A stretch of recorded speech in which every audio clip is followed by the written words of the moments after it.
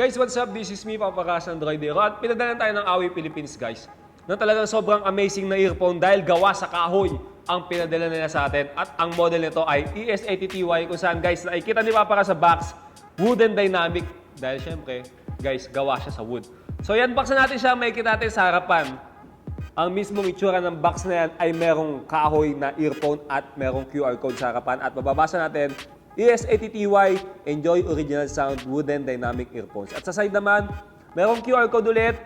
At sa likod, makikita natin na merong authenticity sticker dahil syempre, mula sa Away Philippines ang mga item natin dito sa Droidero. Kaya sigurado namang authentic at hindi fake na Away ang mabibili natin dito sa Droidero. Guys, nababasa rin natin yung specification dito at ipopost na lang yan ni Papakas sa description para naman hindi tayo magtagal.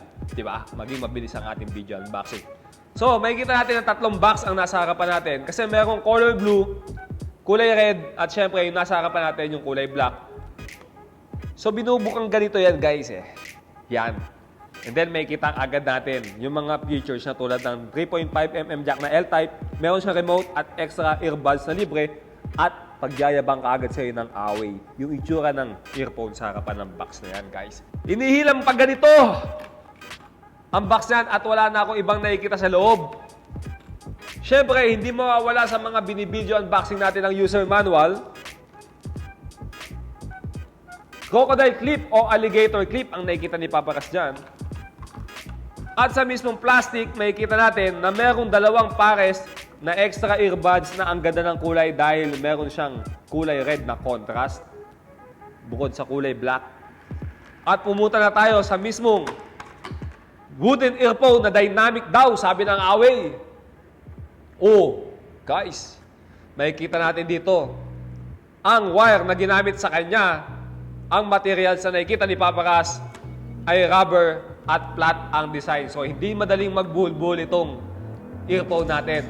At sa 3.5mm jack naman, gold-plated at may tatlong guwit dahil syempre meron siyang mic. Kapag may tumawag sa'yo, guys, pwede mong gamitin itong earphone na to para kausapin siya. L-type at mababasa natin ES80TY. Kapag ka naman sa mismong design na remote control ang tinignan natin, sa likod meron siyang butas, ito yung pinaka-mic mo, at tatlong buttons ang nakikita ni Papakas dito. Merong sign ng minus and plus at center button. Dito naman tayo sa mismong earphone natin. May kalakihan siya, guys. Ang laki ng earphone na to at makikita natin ang logo ng Away. Merong guwit na black at bilog na black sa likod at gawa siya sa wood. At yung pinaka-stem niya, guys, mahaba and then merong indicator. Siyempre, kapag ka L sa left, kapag ka R sa right. So, di ka malilito sa kanya.